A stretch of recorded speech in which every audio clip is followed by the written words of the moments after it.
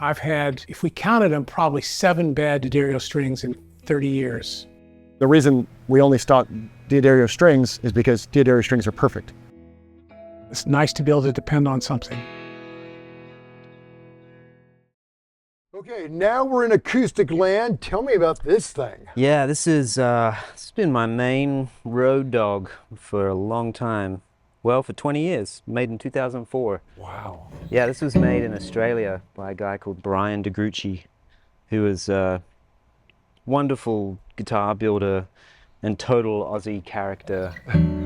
Built me my first good guitar when I was 9 years old. No kidding. Yeah, which I spent a couple years saving my pocket money, and we went to his house and, you know, sat down and he said, well, I got this one for 800 bucks, you know, you can have this. And it was cool. It was a cutaway and...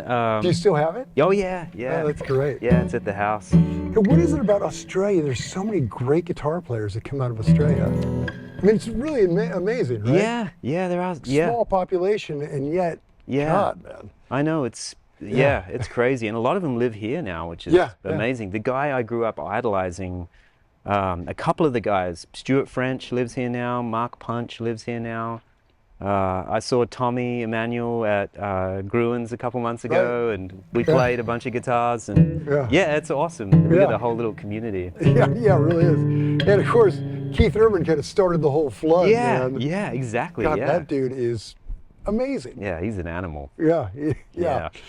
Okay, so this, your first guitar builder, the guy that built it when you were a kid, you got this from him 20 years ago. Tell me, it looks very Martin-y, very yeah, I sent D-45-ish. Yeah, exactly. I sent him a, you remember when vintage guitar was like this big, the magazine? That's why I liked it. Yeah, me too. Yeah. I sent him, I tore out a page of an article on a D-45 and I sent it to him in the post.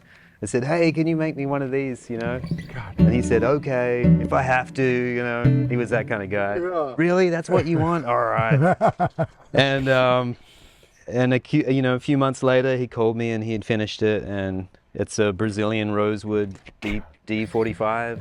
Oh man, that wood is just so beautiful on the sides. Wow. Yeah, it's awesome, man. Yeah. Yeah, I've really gotten used to Brazilian rosewood guitars, you know. I know a lot of people are like, well, yeah, Brazilian, it's most expensive, and I get it. Yeah. But it's just what I'm so used to playing.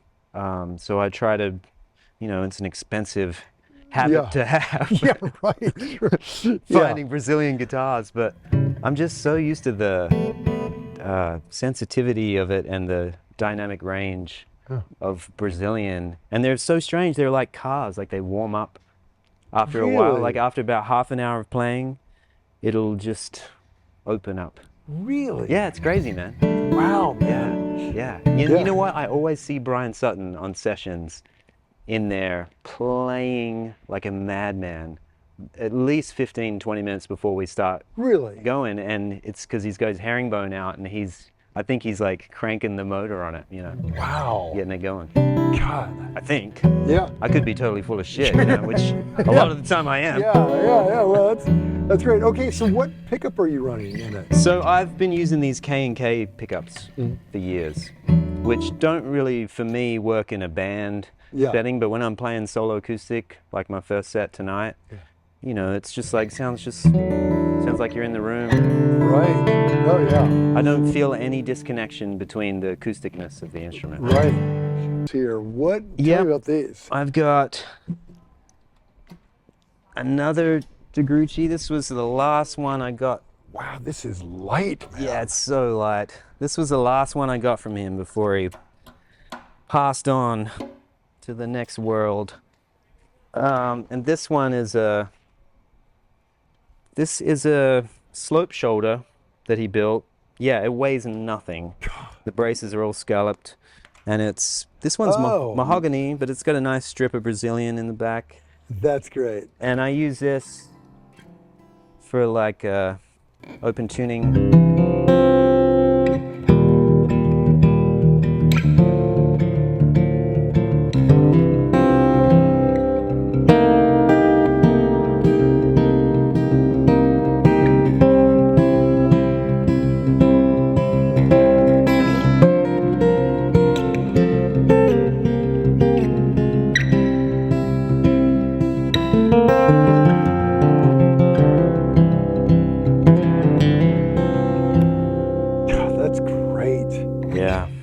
tune are you in right now? Double E. These are both at E. D.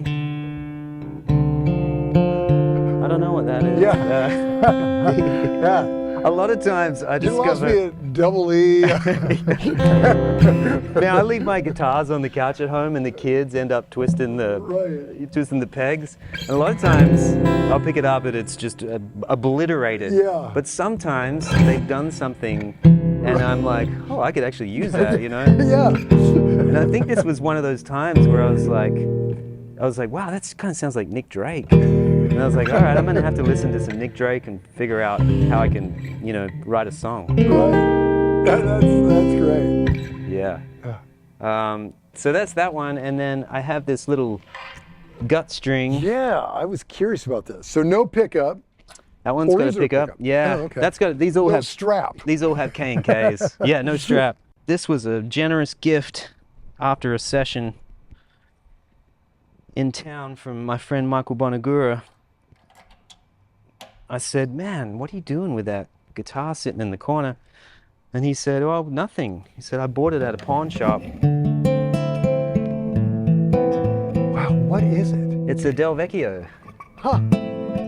Which Chet played, you know, and normally they were a resonator guitar. A Vecchio is like a very unusual ply resonator. Huh, I've heard the name, but I can't remember ever seeing one. Yeah.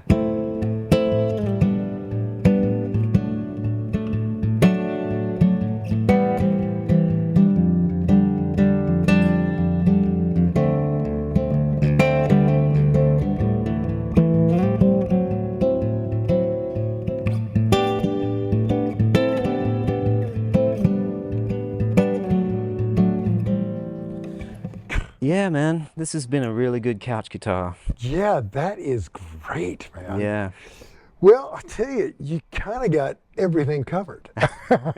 It's honestly too much to think about. Yeah, right. But I just try to embrace it, and it's okay. So this is a gig in town, but when you're doing sessions, do you haul basically the same kind of setup? Some of it, yeah. The GA20 has been coming with me on all the sessions, and the white telly goes everywhere with me, and so does the Guild now, and so does that main acoustic. Yeah, and the pedal board, you know, I've had like A rigs and B rigs, and but honestly, because I settled on a few of these effects, I'm like, man, I just need one, and I'll just take it with me everywhere. And so it is pretty much when I show up to make noise, it's this stuff. Yeah, that's great.